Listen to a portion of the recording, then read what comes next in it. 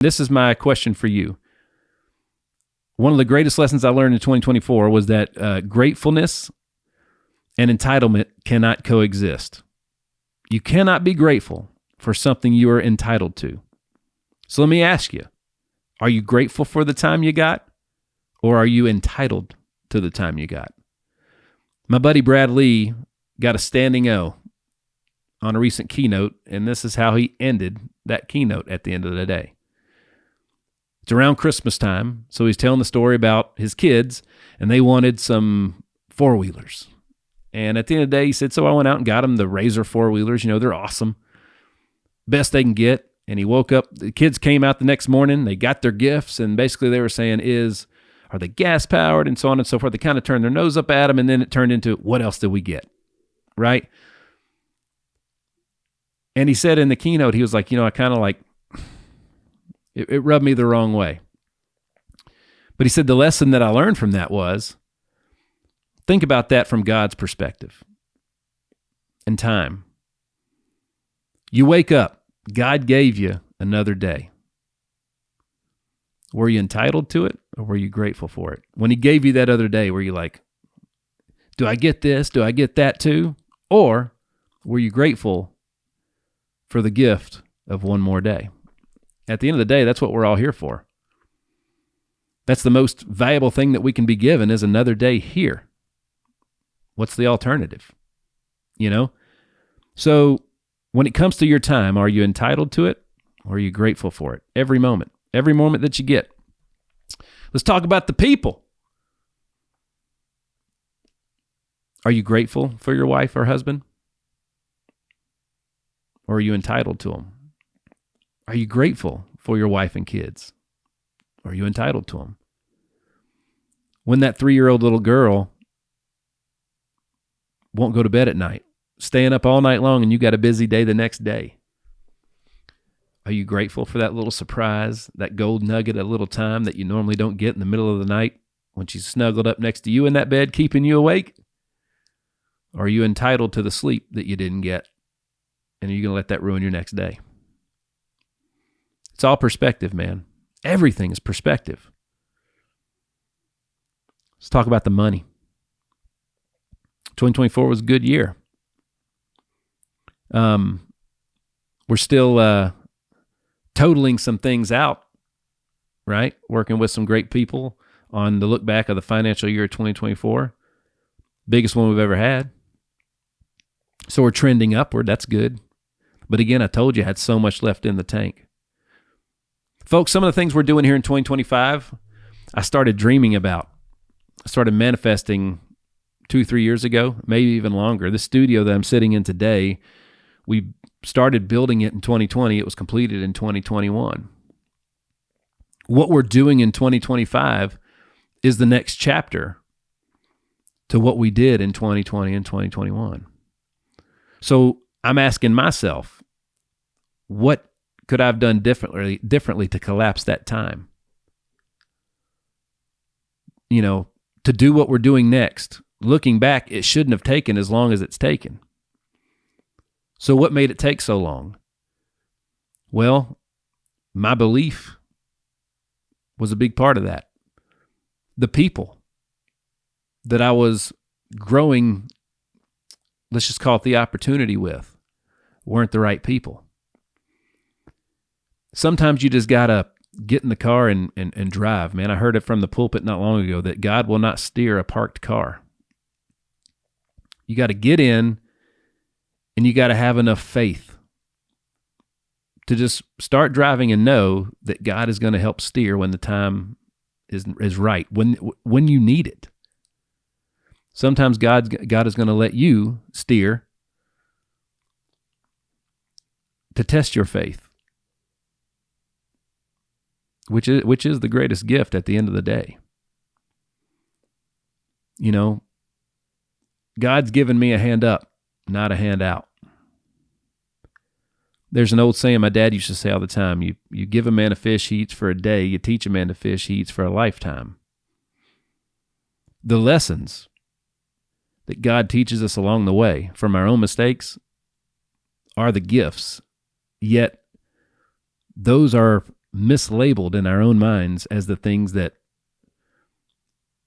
beat us, that squash us, right? It's 100% perspective, right? So mindset is a word that gets used a lot. So for this episode, at least, for me, mindset is thoughts. It's perspective and making sure that my day is full of gratefulness versus entitlement. All right? Because at the end of the day, they have to align. Folks, your time, your people, and your money, you got to fall in love with all three. Right? Because that's how you're going to grow them. You grow things that you love. Right? So you have to find a way to fall in love with things that you're not good at and that you don't like. All right? You want to change the shape of your body, you got to change what you put in it. I understand that what you like is what caused the curves that you're trying to remove from your physical reflection in the mirror. So you have to do away with things that you're comfortable with and do things different. If you want to change things in a big way, you got to make big changes. Right? And I want you guys to fall in love with the process. Financially, we're blessed. There's no gym in town that we couldn't have multiple memberships at. There's no gym in town that we probably couldn't close when to the public when we wanted to work out. However, we work out in our garage with no heat and air. Why? Because it's hard. It's hard in August when it's 115 degrees in there. It's hard in January when it's, 10 degrees in there. No shirts allowed, by the way, at least for the guys. Right? My wife and daughter can wear shirts, but my son and I, that's a thing. But look, man, my competitor for that day isn't just me. It's also the elements. It's the weather. Every single day that I get to go out there and work out in that gym, it's an opportunity to to beat the competition. The competition, certain times of the year, is the weather, man. It's hard. It stings. It's a challenge. It's the growth. Right? We're filling in blanks, right? Train like this. Believe like this. Faith like this. Instead of making goals for 2025, let's make plans. I don't think the word goals is serving us anymore. I think maybe we've used them too many times. Instead, let's make plans. They mean the same thing at the end of the day. But let's make plans to the things we want to accomplish in 2025. And then most importantly, dude, you got to get good at making choices. Every choice that you make, and by the way, did you know that 80 or 85% or more of the choices that you make any given day in your life, that 80 to 85% or more of those choices were made subconsciously, meaning you were not even aware of the choices that you made. What does that mean, Nick? Which shoe do you put on first every day and why? For me, it's always the right foot. But when I put pants on, it's always my left leg first, which is a little bit different. But I don't know why. I can't tell you why. That's just something that happened a long time ago that became a part of who I am. I brush my teeth with my right hand. Brush it with your left hand and tell me how much more of your mind you have to use to brush your teeth. But the moment that you do something like that, you break those habits. You break those things that got you to where you're at. Again, change is required to grow. You cannot grow without it. Change is inevitable, but the growth part, that's up to you, right? You got to get good at making choices. Are you even aware? Remember, I'm aware. Are you aware of the choices that you're making on a daily basis, day in and day out? And how many of those choices were taking you to execute your plans, or were they taking you further away from execution of your plans? One of the most viral clips on my social media in 2024 was I was on a podcast and I was talking about how my wife and I are raising our 15-year-old son. He has big dreams. He's a big dreamer. He's a great dreamer, as a matter of fact. Check it out. Everybody knows he was, at 11 years old, he was cast as a lead in a Broadway musical. The arts were something that he excelled at and loved at a young age, not sports. However, he's always played sports. And around 12 or 13 years of age, he got the bug. He found the love for the game of baseball, and he's obsessed with it now. So not only does he still want to be a famous rock star and an actor, movie star, and all those things, but he also wants to play center field for the New York Yankees. Now, stay with me here, all right? Hear me out. He wants to play center field for the New York Yankees. All right, I played baseball at a high level. I played at the professional levels for multiple years. I played with some unbelievably great players. I had a lot of teammates. More importantly, I had a lot of competitors that I played against. I didn't play against one person or have a teammate in the history of my baseball career, which was over 2 decades, did I play with somebody that played center field at Yankee Stadium, which is what my son said is his dream. Everything he's doing is to play center field at Yankee Stadium. So how do my wife and I support that dream for him? Because I unfortunately, I can't make a call and make that happen, right? He's going to have to earn it. It's going to have to be up to him. Life is fair. Everybody's price is just different. What is his price to get to Yankee Stadium, right? Why center field at Yankee Stadium? Because his favorite player is Aaron Judge. Guess what? Aaron Judge is almost 7 feet tall and is an elite athlete in multiple sports and was in high school. Ethan is not the size of Aaron Judge yet,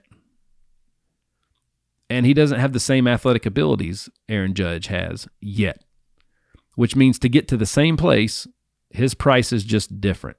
So once he figures out what his price is, he can actually decide, is he willing to pay that price or not? Okay? So why did I tell you I don't know one person that played center field for the New York Yankees? Because that's how rare, that's how unique and special that position is. So how do you get there if you're making the same decisions that other people make? It's hard to support your son knowing that he wants to go to the football game with his friends. He wants to drink the 17th Dr. Pepper of the day. Dude, what do you want more? Do you want the Dr. Pepper right now, or do you want to play at Yankee Stadium in 5 years? But you have to pick. You have to pick what's important to you now versus what's important to you in the big scheme of things, this thing called life. And you have to learn to make choices in that align with those two things. So as we're raising him, what we're teaching him is not how to get to Yankee Stadium. We're teaching him how to make the choices that will get him to Yankee Stadium. At the end of the day, that's the greatest thing that we could have learned in school.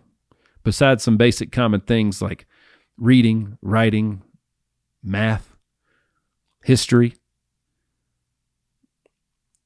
speech, we could learn how to make better choices. We could learn how to build plans and then format a set of choices to help get us there. The choices are the key. And a lot of times we're not aware that the choices we're making right now are for today, not for the future, not for the plans that we've set, or at least that we told us that we set. And at the end of the day, if you tell yourself you want to play center field for the New York Yankees, and then you do the same things that regular people do, isn't that a version of lying to yourself? Is that what we're in the business of doing here? Like, seriously, if you won't even be honest with yourself, how honest can you be with other people? So how did I fix all this? How did I get here? I believe it was 2 or 3 years ago. Folks, I come from a wonderful household. My parents gave me everything that I needed. Not that I wanted, but that I needed. They were unbelievable parents. And I haven't told them enough. They're still unbelievable parents today. I'm still lucky to have them. And they did an unbelievable job. You ought to see the growth from where they came from to where they're at today. It's my job to make that same growth or larger from where I came from to where I'm going, and my kids and so forth. But when my son, I guess it was during COVID, everybody's at home. My son was like, Dad, he loved the Incredible Hulk, superhero, Spider-Man, all that stuff. And he saw old pictures of me when I was a professional athlete and I was in peak form. Dad, I want big muscles like that. Cool. Well, we can work out together. I'd love to work out with you. Let's do it every day. It's an act of obedience. It's an act of growth that my son and I can share every single day, and we can track this journey together. We're still working out every day together. Our weight room has grown. Our goals have grown. But here's what I figured out about myself. Excuse me. I figured out that my success in all areas of my life mirrored my faith. My faith was just good enough, and so is every other aspect of my life. My commitment to my faith, my commitment to my health, my commitment to my relationships, my commitment to my time, my people, my money, my commitment to my thoughts were all just good enough. Here's what I mean. So I'm going to have abs, all of them, not just the top 4, all the abs, the ones at the bottom, the ones on the sides, all that, right? And we'd be out there, we'd be working out, my clothes would start fitting good, I'd start feeling good. I don't have all the abs yet, but all of a sudden it's like, man, is that necessary? My clothes fit good, I feel good, performance is good, relationship's pretty good. That's good enough. And I would lose my discipline. I would lose everything. And see, I realized that I was a quitter. I was not raised to be a quitter. I was raised to be a finisher. All right, quitters and finishers, it's hard to tell the difference sometimes. As a matter of fact, I really think you can only decide if you quit or finished. I think you can only do that through self-reflection. I think only you can answer that to yourself, right? And in your faith. So by doubling down on my faith, that's spilled over into all other aspects of my life. My faith is the anchor, it's the foundation. And by leveraging that, by putting that first, everything else fell into place. And it's continuing to fall into place. But it's not something that how do you finish in your faith? Well, again, you make plans, you make goals, you make chapters in your life, and you finish each chapter. You finish writing each chapter, right? Remember, we're talking about living forward. Have you peaked?